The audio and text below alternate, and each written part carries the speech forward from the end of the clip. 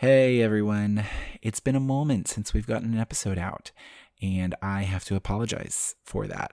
In between my schedule and some restructuring things that we've had to work on in the podcast, which I will be sharing with you all more in the coming months, it's been a moment. So since we got our last episode out. And thankfully, we are here with a new episode where I interview our friend, Dr. Julia Sadusky, who has been on the podcast a few times, about her new book coming out and her last book that came out previously. But before we get into that, I have a fun announcement for you.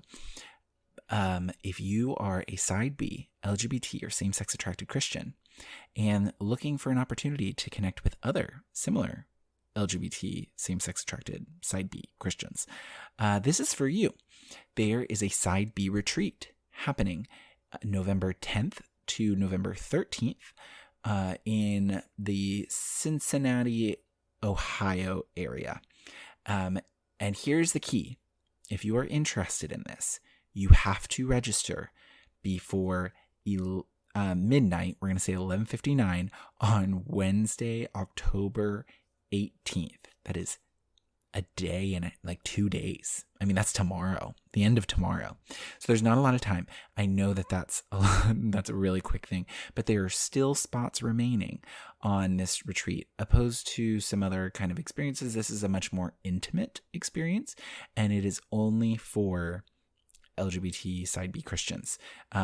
Spouses are not. This is not for spouses. This is not for friends. This is not for allies. This is specifically for side B people to be nurtured and have community with other side B Christians. So if you are interested in this, email us at the podcast and I can get you more information. But want to extend this out to our listeners to see if you've never heard about this. Many times it happens through word of mouth. And if you are interested, let me know and I will get you more information. And that is my announcement. And with that, let's head into the episode.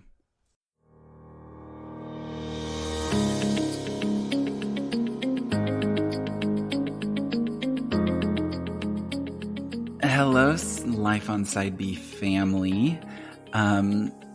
This episode, it is me and the wonderful Dr. Julia Sadusky. Hey, Julia.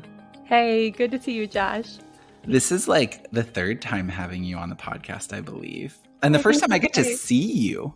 That's right. It's so fun. Yeah. I mean, no one else can see you, but at least I can see you. And That's that makes right. it a little Somebody's got to, you know? Yeah.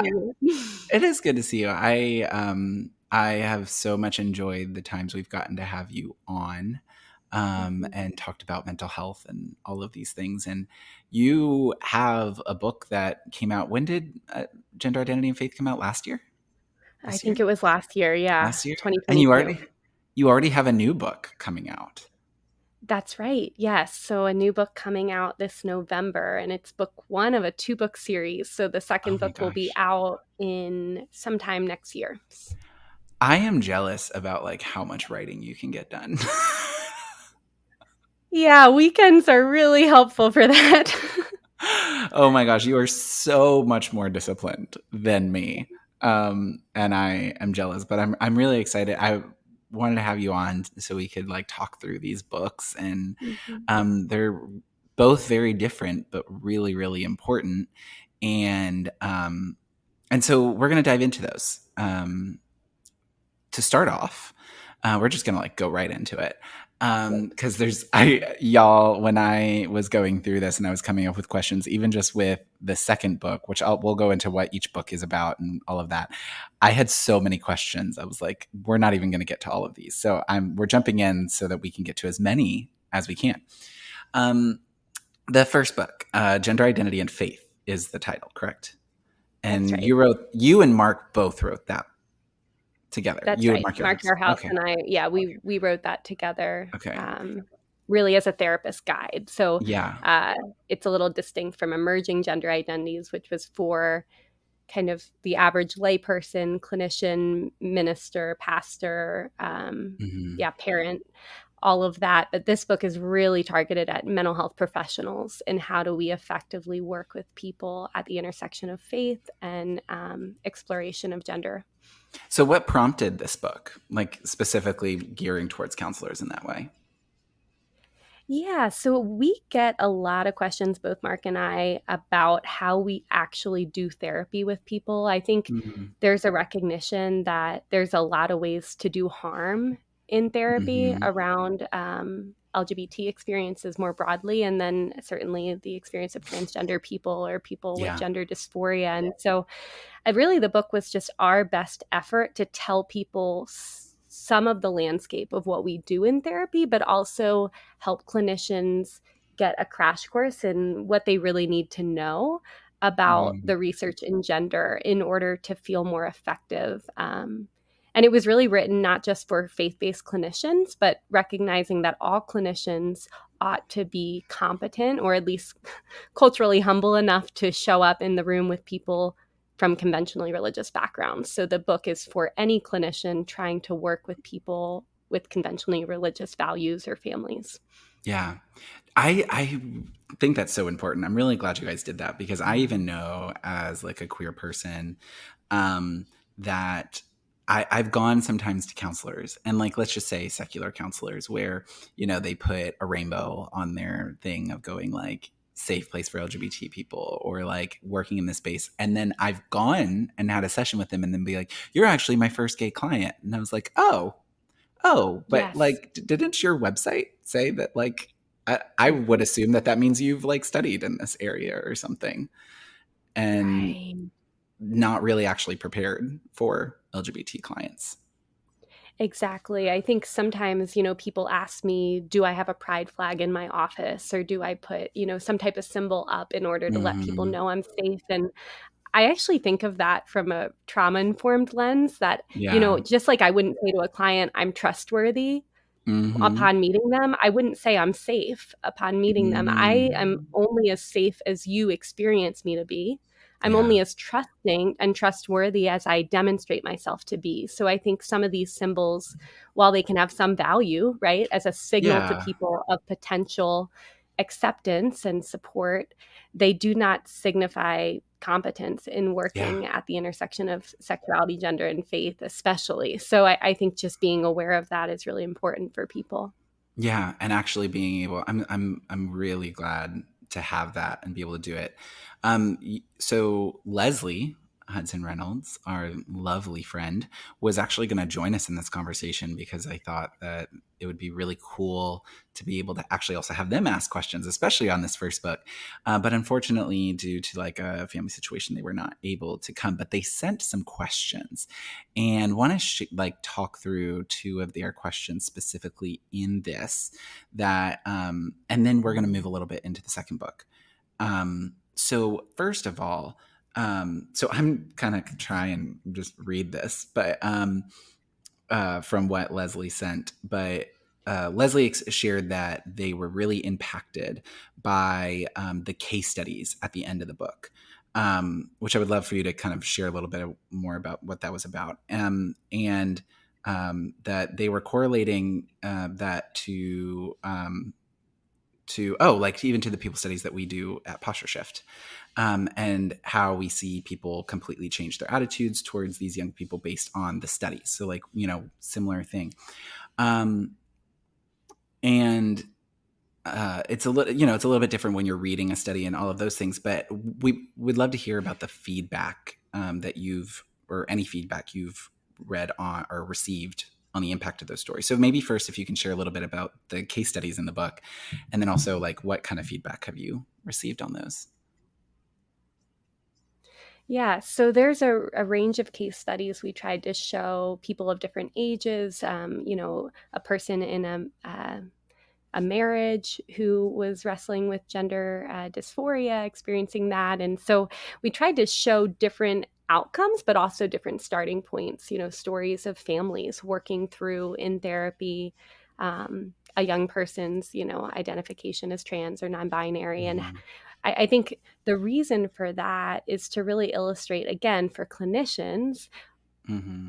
where do we actually go with people? And it is so helpful. I mean, even my clients, when they meet with me, will say, okay, but like what actually happens to your clients? How does this go? Right? They want to Yeah. know, like, almost, yeah, where people end up in the arc of therapy. And so part of that is pulling back the veil and helping people see, how does this approach actually help people? And to what extent are there still threads that are unfinished or Yeah. unfigured out at the end of therapy? And so, to Leslie's question, it's a great one.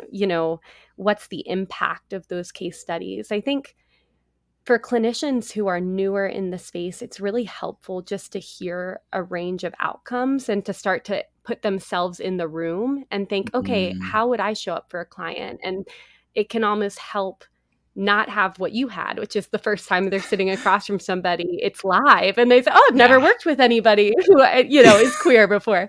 It's to help buffer, because everybody will have their first client of a certain Hmm. Yeah. demographic at some point. And so to help with that thought experiment and to really be more effective and to learn from what we've done.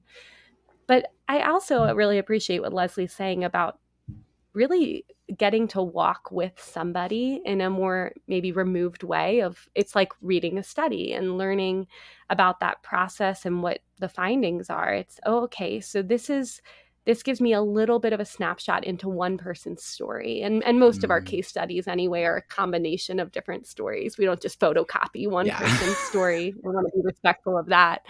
But to really, yeah, pull for a conglomerate of the different experiences of people exploring gender and faith. And we have gotten feedback that case study piece is really helpful towards the end of just training, but also really embodying the experience of trans and non-binary people in a way that is harder to access if you live in a community that is a bit more siloed. And I think Yeah. it helps people feel more confidence to reach out. Or if they have an experience of identifying as trans, I think to see themselves in somebody else's story as well. Yeah. Well, and I think it's really important because many times in these kinds of conversations, we can talk in a very theoretical way. Like one of the questions, probably my next question will be, what are, like, if you had to pick three things that are really important for a counselor, with Mhm. being equipped in order to work with, especially within the gender conversation. But like, I think that something impactful of case studies is it shows you the personalized reality of what it looks like to go, especially when you can see multiple case studies of like, look, each of these are very different, but like you can see how nuanced the like all of these principles still apply, but actually getting to see it lived out. Like when training, like in my work of training churches, like you can tell people love people, but then when you can actually give them a scenario, like, hey, Mhm. here is the actual case, and you're probably going to run into a case like this. Now, how are you going to deal with it? That's It right. becomes very practical right Mhm. away. So in that, Exactly. And yeah, I'll go ahead. it shows it's not a manual, right? Too. Yeah. It's not, you can't carbon copy one thing on another. And I think Hmm. case studies help nuance it a bit more, like you said. Yeah. So going away from case studies and into these broader principles, exactly what I was saying Yeah. before, but like what are some of the principles that you have found, like when you're talking with counselors, therapists, of being like, here are some of the broader things when working that you really need to have in mind, or all of that. I think it's intriguing to know this, especially as a queer person going into therapy. I'm like, I wanted us to talk about this both because we have a growing number of cisgender straight people, and we also have many counselors that listen to. But I also think it's interesting for our like queer listeners to hear like what does that look like for therapy? Yeah.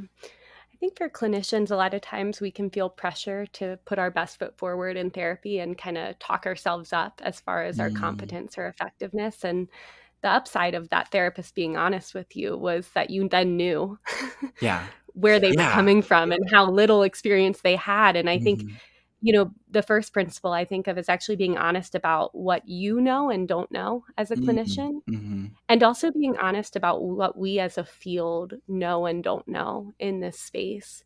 I find hmm, myself all the time disappointing families because they want me to give them the blueprint, and they want me to give them the 10-step process, right, to come to some type of particular outcome. And it's really hard to be as honest as is honest about the research and about what we know and what we don't know in this space. And so clinicians, resisting the urge to mispresent uh, a level of confidence that the field doesn't have in our research and we don't reasonably have as clinicians. And I think the upside of that is it really helps families know that if they're feeling like this is really complicated, they're right.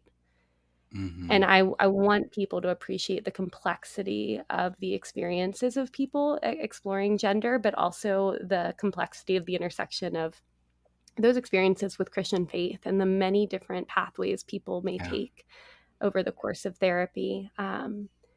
I think another principle is remembering that you are a therapist and you address mental health concerns. And sometimes in this space, therapists can get so, I think, anxious about demonstrating competence around gender that they forget there's a whole person across from them who Yeah. actually may have had a really hard day at work yesterday and might want to talk about that in therapy and not want to, last week we were on this topic and we have to go back to that because chapter 2 of the book said you talk about this next, right? I mean, being able to have the freedom to be a clinician. And if you see things coming up in therapy that could be complicating just a person's ability to really sit with themselves, teaching skills, distress tolerance, emotional regulation, not withholding those because somebody came to you to talk about gender. Does that make sense? Yeah.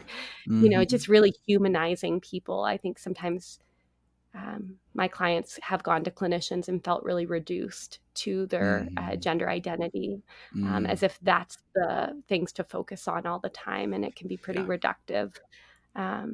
And then I guess a third principle would be if you're working with youth and young adults from conventionally religious backgrounds, to ask about their experience of the church, to ask about their experience of faith. Some clinicians feel really hesitant to do that because they don't want to have that be misconstrued in some type of harmful way. But you know this, Josh, and probably Yeah. if nobody asks about the important facets of your identity, including your spiritual identity, it says something to you, and it can feel almost like it's your job to take care of the clinician and avoid those conversations. So I don't expect my clients to share with me about their faith journey, but I do ask them if they'd like to share that with me. Yeah. And that would be really important for this work, to initiate those conversations early in therapy and assume there's a story there that that person has to tell that may really inform the degree to which their faith feels accessible to them right now as a strength or is more of a point of great pain. Yeah. No, I think that's I mean, there's so much there. First of all, going back to your first point, I love what you're saying about being honest about what you know or don't know. Because, yeah, you're right. Like when that therapist told me that, I'm like, oh, okay, I now get to make the decision if this is the right place for me. Like, am Right. I willing to walk alongside to also help him understand what needs to be understood for me, or do I need to find someone who's kind of already in that space of whatever going on? So I love that. In caring for people, there can always be this sense of I need to have all of the answers. But being able to go, hey, no, like I've had to accept when going into therapy, especially in this intersection of faith and sexuality, and especially the nuanced ways that I live that out. It's going to be very hard for me to find a counselor that understands all of those facets, has experience in all of those facets. And sometimes it's been a situation of going, what is the most important thing and what area am I willing to make space for them in it? So like I've talked before on the podcast of how at a point when I was like processing conversion therapy and the trauma around that, it was like, no, I need someone who understands that, even if they don't completely understand my faith or that kind of thing. I need someone who is there, or like with faith, even if they don't understand my sexuality. And those are just the informed things we have to like engage with, both as counselors and then also as clients, like looking for a counselor. That's exactly right. That's a great point. I'm glad you said Yeah. that. Yeah. Did two more questions on this book before we go is, first of all, a lot of this, was this really built on your and Mark's experience, or did you guys like consult with other other clinicians? Yes, we did integrate a good bit of his, individual work with clients, my clinical work, and then we had a lot of helpful reviewers through the process. So we Mm, both separately run consult groups with clinicians who staff cases yeah. tied to queer experiences.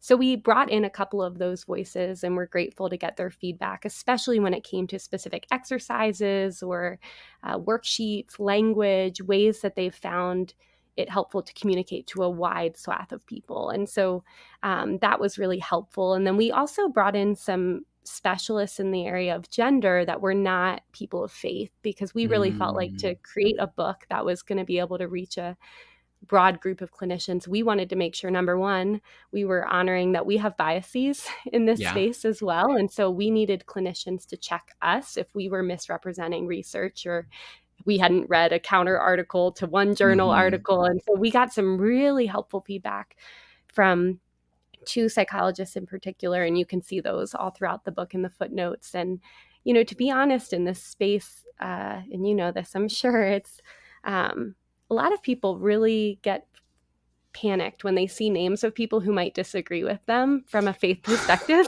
Oh, And yes. so we got some pushback on the fact that we brought in endorsers and Mm, reviewers who would be challenging us. And I think of that as good academia. We didn't rewrite the yeah. book based on everything somebody says, but we do want to be as thoughtful and as balanced as possible and acknowledge the areas that we bring through our own perspectives into the writing that we do. So just, yeah, well, a little bit of both, I would say.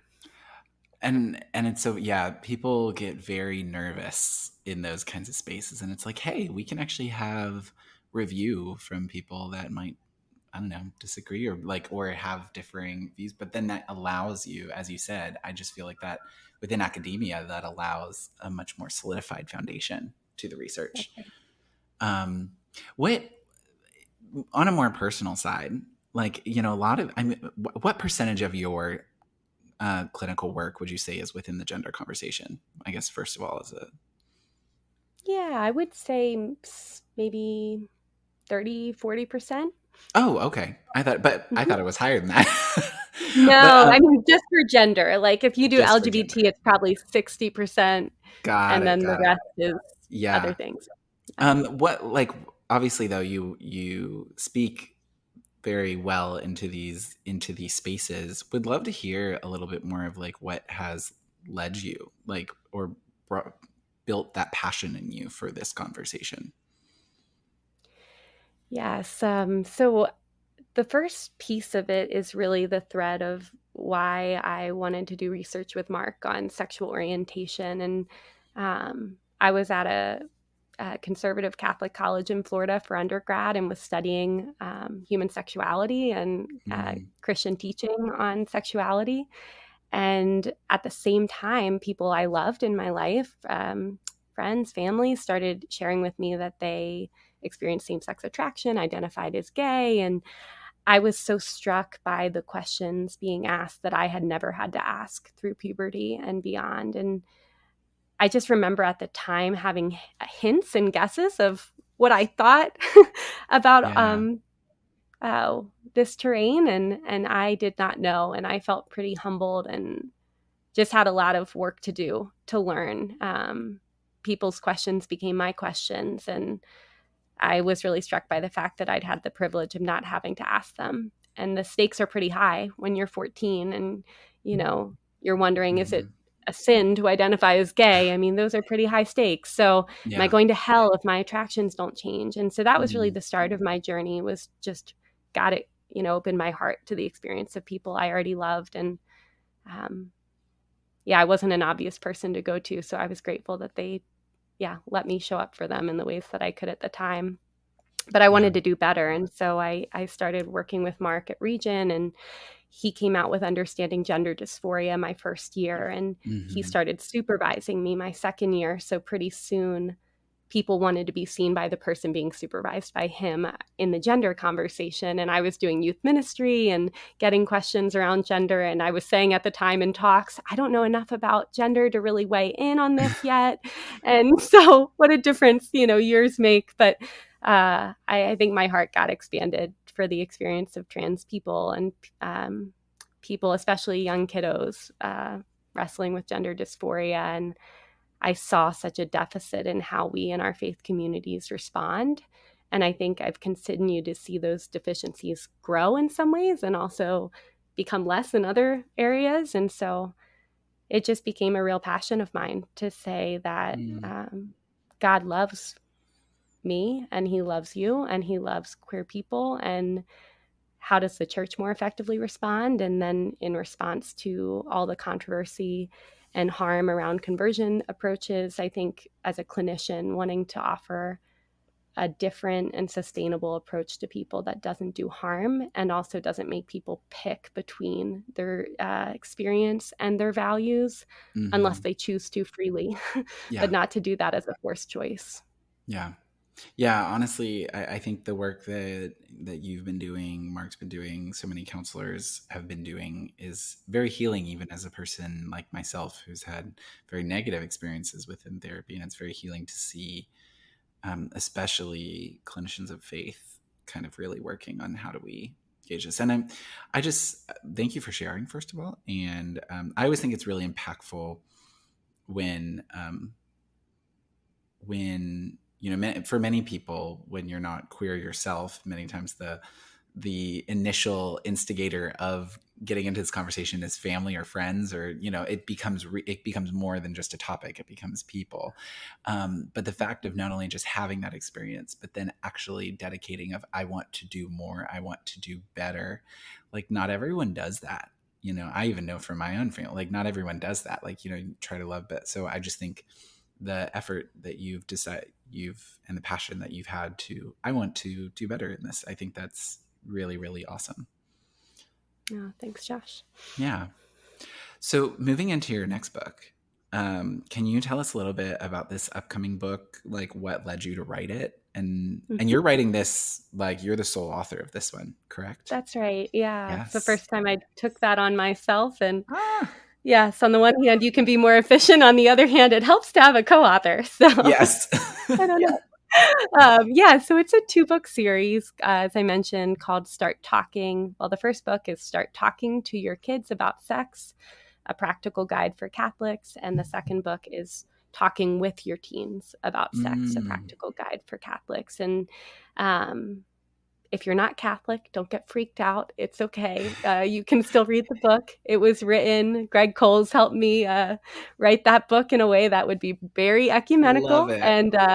And there will be areas where it's speaking out of specific Catholic thought on something like, let's say, masturbation or pornography. Yeah. And maybe there may be facets of that don't always apply to all denominations, but I tell you in the book when that's happening and when it's not. And so hopefully that will help people use a lot of the content regardless of denomination. But yeah, it's a 2-book series. The first book for parents of kids 0 to 10, and then the second for parents of teens 10 to 18.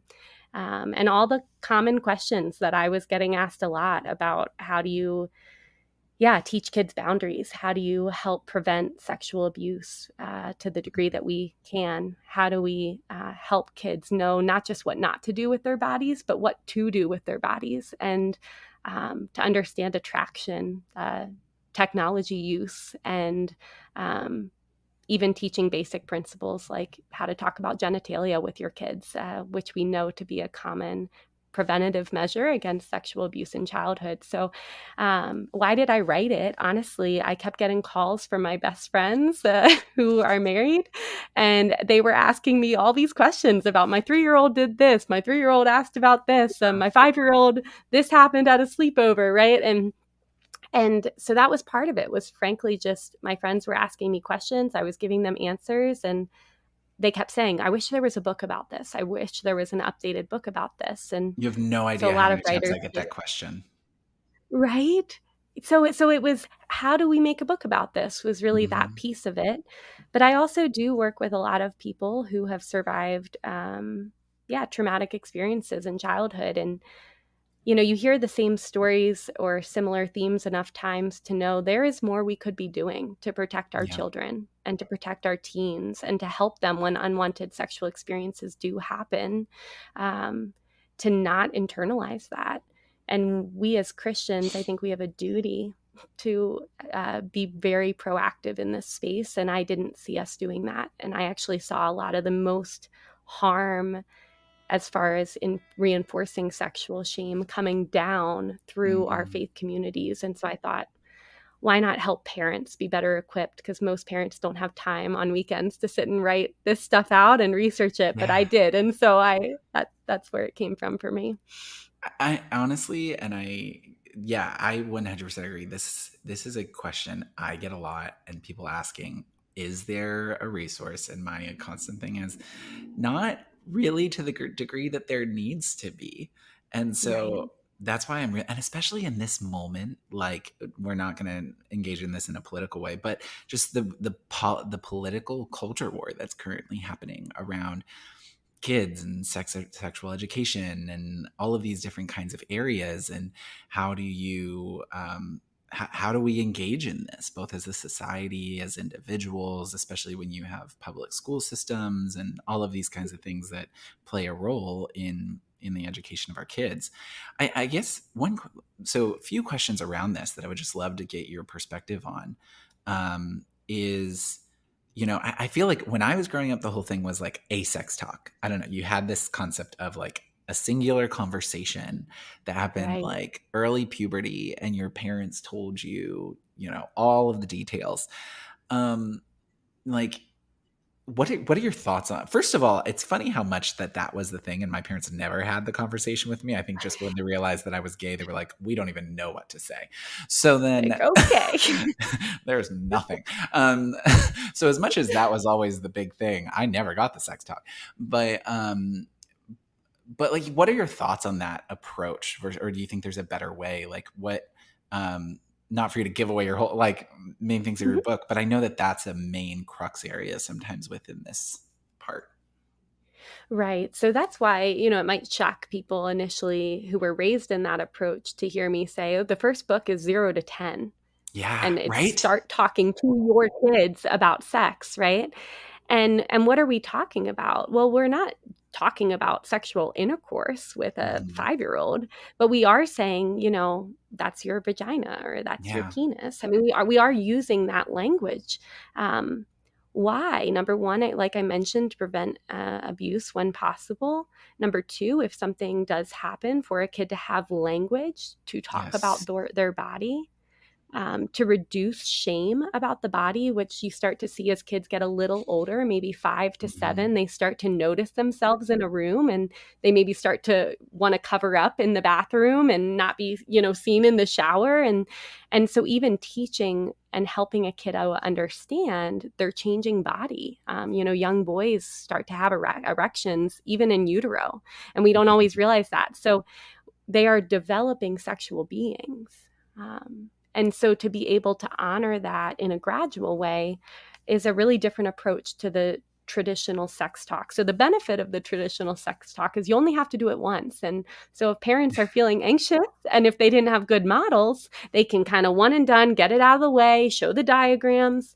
But to be honest with you, Josh, what I see happening now is technology, peers, and primarily social media are sex education to Yeah. kids. And if they have access to technology at any level, they're going to see a lot before you are, talking with them about sex at puberty. And Mhm. to know what sexual intercourse is not sufficient to help a person have healthy sexual development. And I think that's where the books come in, is saying, if we want healthy, mature, integrated sexual adults who are able to practice stewardship of their sexuality, how do we help equip them for that? And I can Mhm. assure you that all the people I talked to who got one really great sex talk did not have what they needed. They Yeah. looked elsewhere, and parents get to help be the primary educator of their kids. And I want to support parents in that. And I think if all we do up is throw up our hands at culture and say, you can't teach my kids, then who's going to fill the gap? And I think what I saw happening was it was technology, social media, and friends, and that gives all kinds of messaging to kids. And so it's a way maybe for Christians to clap back in a way that's proactive to culture, but also to actually have a place at the table with forming our children. Yeah, that's always been a big thing for me in these conversations about like who I don't want teaching my kids about this. And I'm like, okay, but who's going to? I'm not saying that then that person Yeah. should. We actually agree they shouldn't. Yes. But my thing Right. is we're just simply focusing on who shouldn't. And so I always engage with this so much on um I see it like, and I get it, like you, I'm like, I'm not a parent, but I can obviously see, I'm surrounded by enough children that many times the lack of conversation that's happening. And I love that you talk about like there's already sexual development happening way before puberty, like with Mhm. bodies and being able to have actual, like if a parent has a hard time saying the actual word penis or vagina, how much of that is with Mhm. your own shame in this conversation, that then it's, you kind of have to engage with that in order so you can not pass that on to your child, but it's hard That's to deal with it. that's exactly right. That and the first chapter of the first book is about that, like Mm-hmm. talking about the barriers. You, as a parent, probably want to form your kids in a healthy way. What is getting in the way? When you imagine, right, talking about sexuality in gradual ways, what barriers come up? What fears? What memories? Right, and being able to acknowledge there's so many things that get in the way of well-intentioned parents doing what they want to do, and then in the second book with teens, it's helping parents engage in their sexual story and look at what are Mm, the stories that got told about sexuality to me, and how might I pass that on when I don't want to, and infuse that, right, in the ways I teach and communicate in my tone about sexual matters with my kids, and just really raising that awareness. Because to your point, well-meaning parents have all kinds of things in their own lives that make it yeah. hard, including lack of modeling, which is what the book's really trying to offer. Yeah.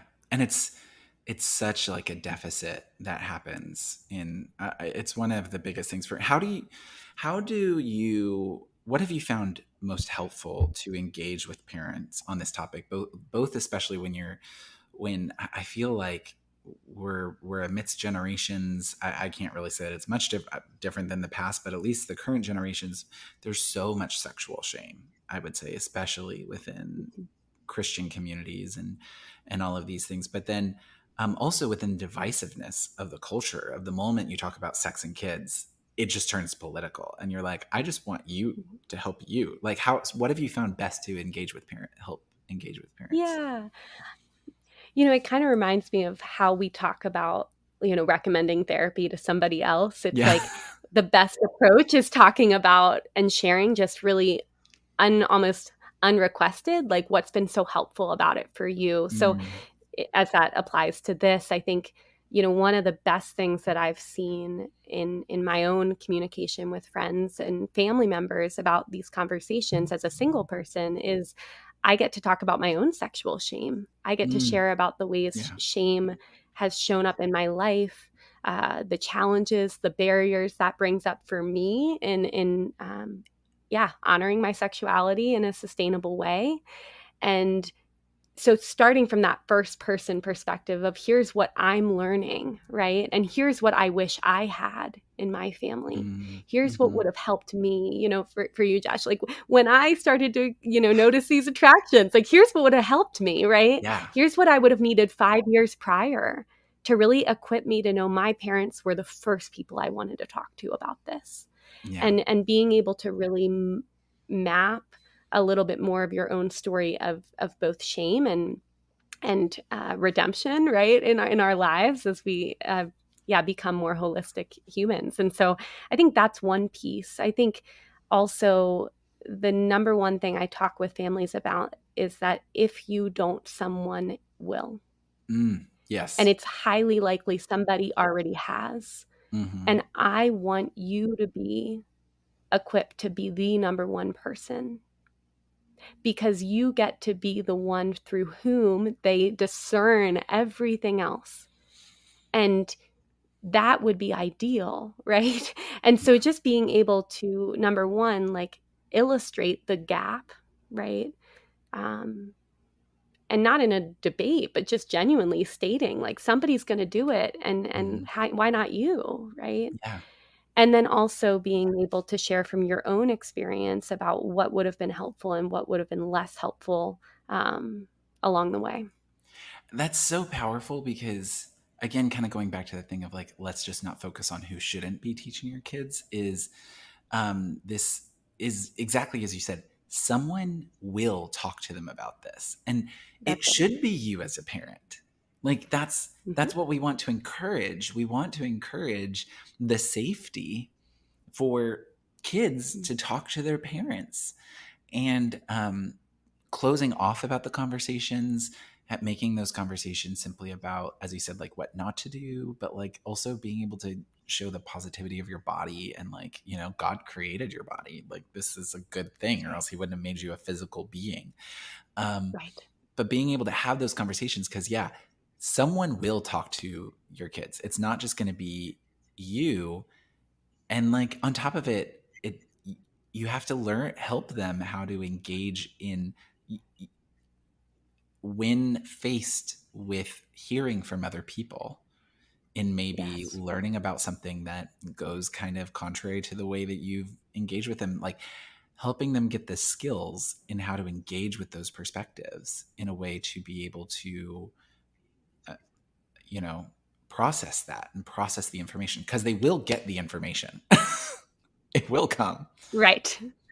Right. And you want to know, have a kid know who to talk to, right? And a lot of times what I'm seeing and hearing is parents will make almost off the cuff comments, right? Where they'll engage Mhm. with a matter that relates to human sexuality, something they see on the news, something Yeah. that pops up on a commercial, right? And make an off the cuff comment.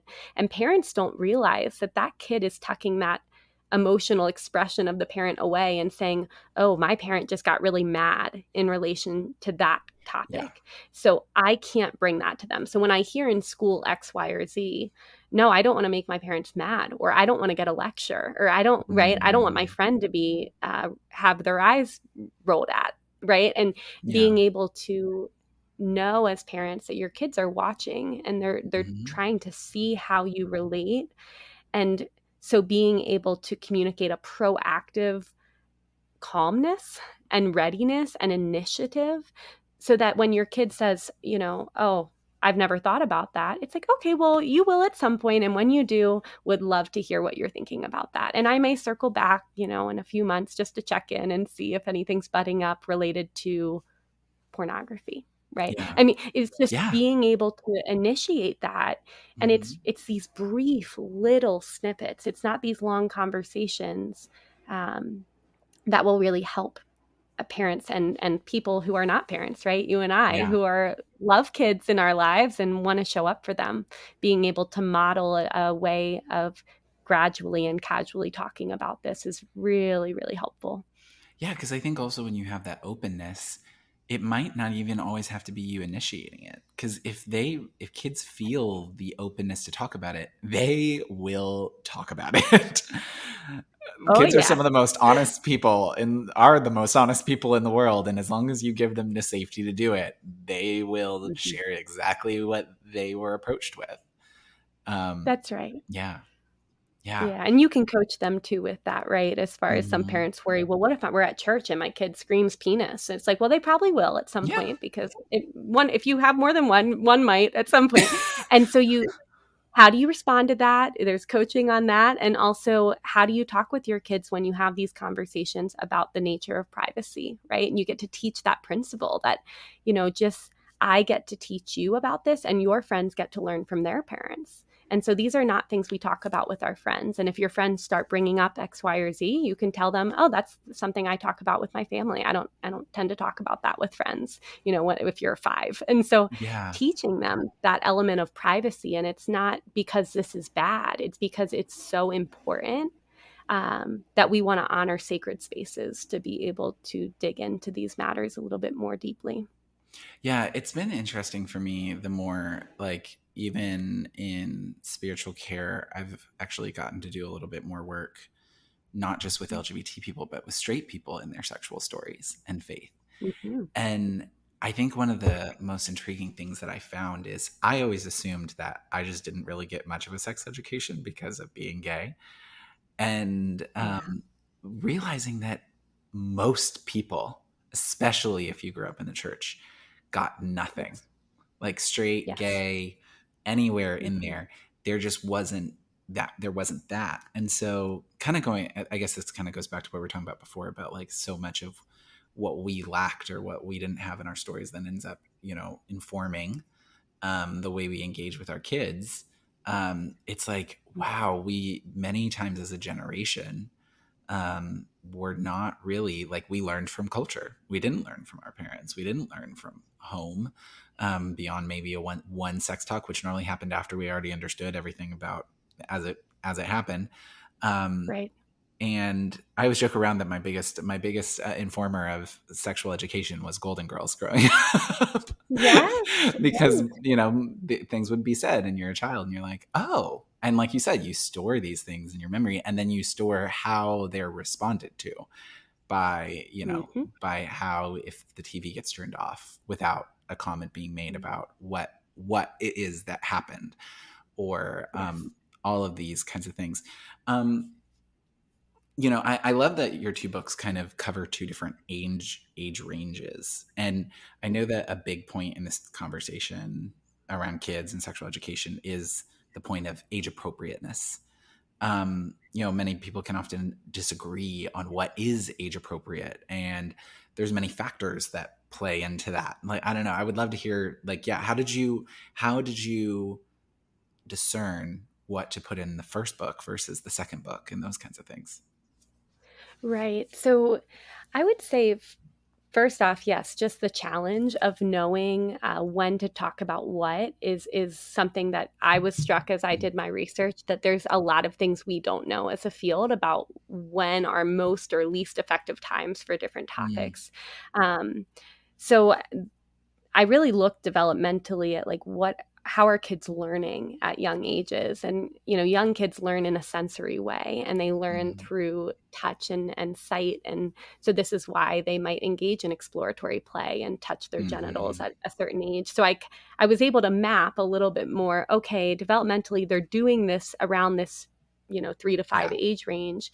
So wouldn't it be great if parents, when they intervene around, like, oh, we actually want to keep that area clean so we don't touch it, and if we touch it, we go wash our hands, right? You're teaching those Mhm. things at an age when you're starting to see those experiences pop up in kids. And sleepovers was another one that had a kind of natural age Yeah. that kids start to sleep over. And so questions for parents of how do we do that? Overnight camps, as they get to be 8 or 9 or 10, maybe they start to want to go to a sleepaway camp for Boy Scouts or Girl Scouts or Yeah. something. And so just starting to think through developmentally when the parents are going to be faced with an intervention moment, and what would they need before that.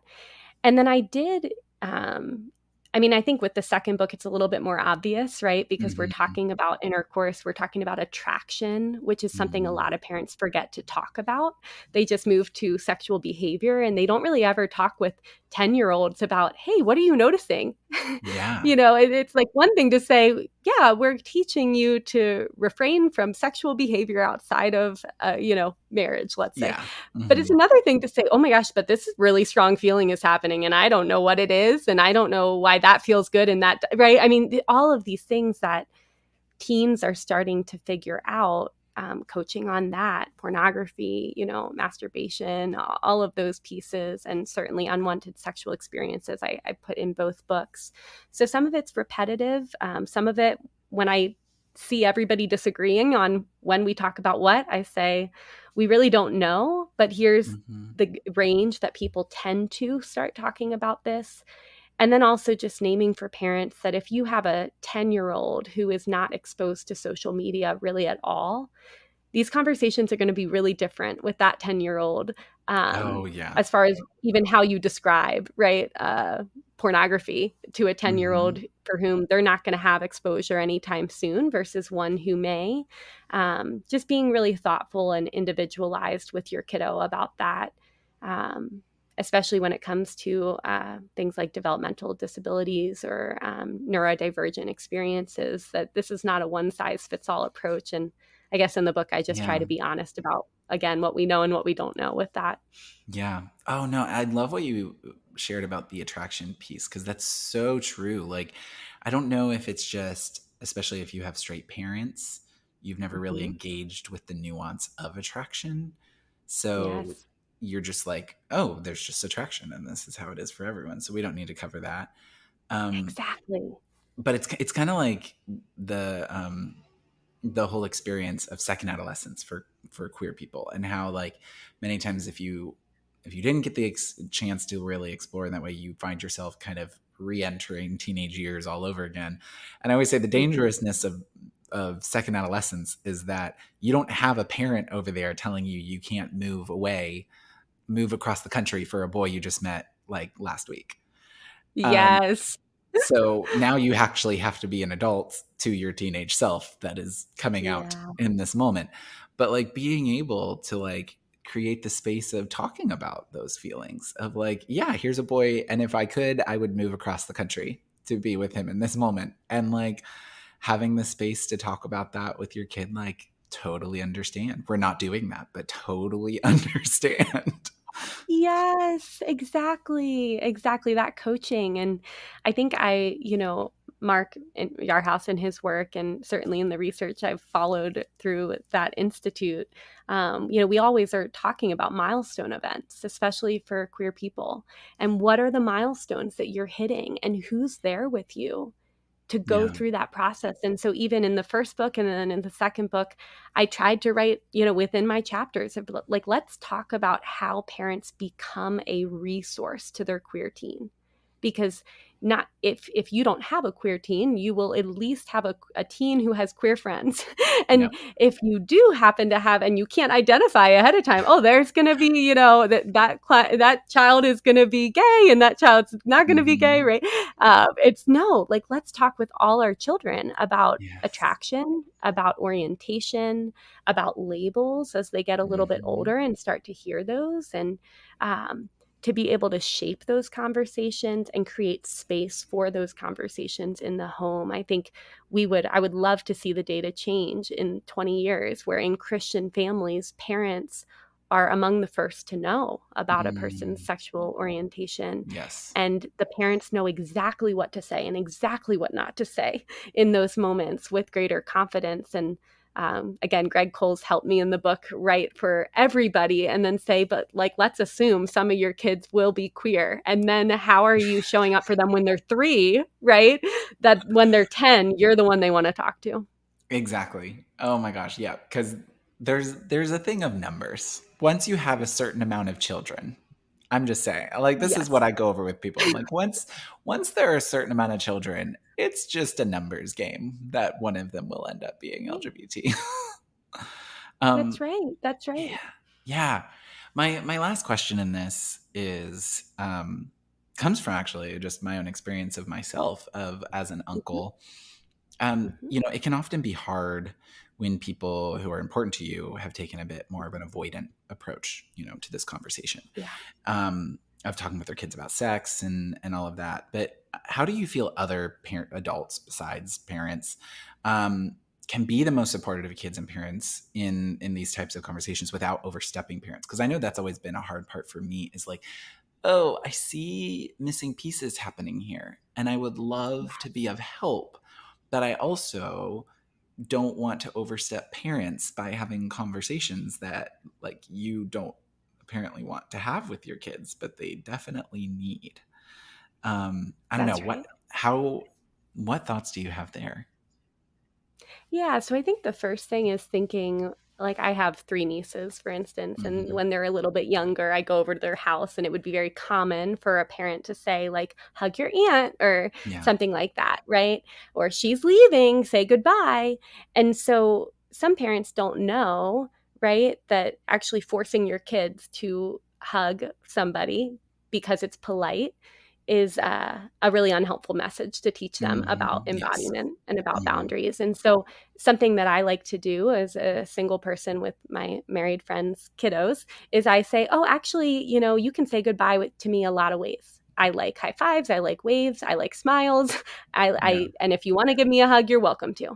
So being able to teach that in just a little snippet, right? And real warm and casual. So the parents are seeing, I don't have any expectation of a specific type of behavioral expression from their kid. Another one is even when I'm holding a child or, I might ask the parent, is it okay? Or I ask the kid, is it okay if I pick you up? Do you want to be held? Do you want to be put down? Modeling those types of things, I think, are a helpful shift in our standard for what we ought to expect from people outside of the family. And then certainly, as kids get older, if I'm, a family member or a close mentor to somebody, I'm going to get questions. They're going to say things to me. It's very likely. And so I tend to go to the parents ahead of time and say, how do you want me to handle, right? When questions come to me, what would be helpful? And so then you're kind of coming under the mission of the family.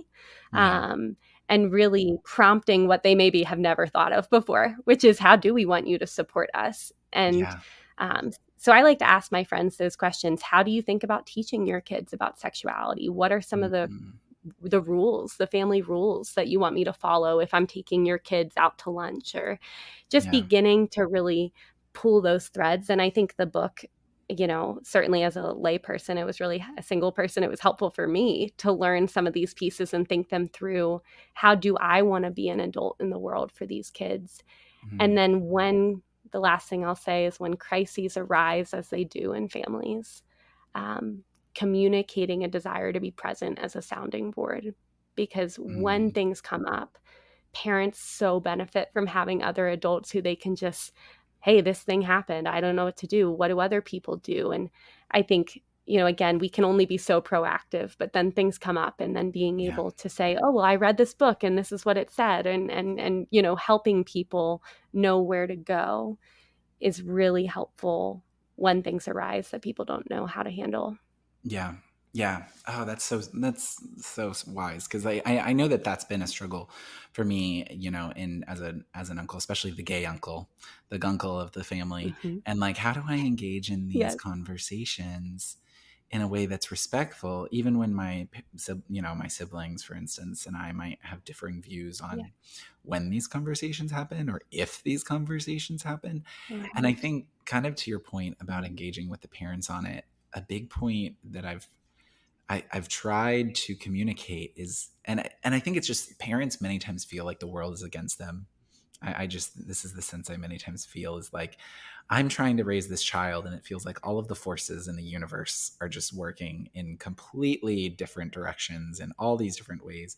And so being able to try as much as possible to come around a parent and go, I'm actually for you. Even when we disagree, like, I want your kids to have a good relationship with you. And I want your kids to be healthy, integrated human beings that love Jesus. Like, we have the same goal here. And trying to prove that in the way I engage with their kids, even when it's like, yes, we have disagreements. Yes, we might, not completely agree on how to go about this. Our goal is the same in this.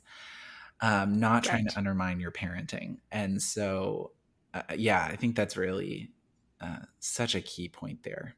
I'm so excited. I'm reading this book, y'all. I already recommend your gender identity and faith book all the time. Watch, I'm going to be giving this one out like candy.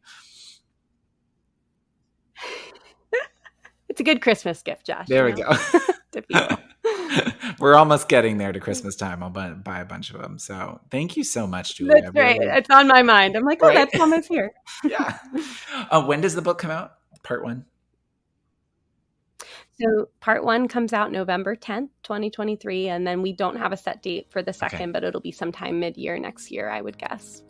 All right. Yeah, we'll be looking for it. Gender Identity and Faith is already out. And then this other book is coming out. If you are a parent yourself, if you just want to know more about this, maybe looking to be a parent, or just wanting to know more about how to engage with kids, I I just think it's such a key part of life and all of it. So thank you so much, Julia. So glad to have you back on Life on Side B. Yeah, thanks, Josh. It's so good to be with you as always, and I'll look forward to the next time. Yes. All right, everyone. You have a good day, and we will talk to you later. Bye, everyone.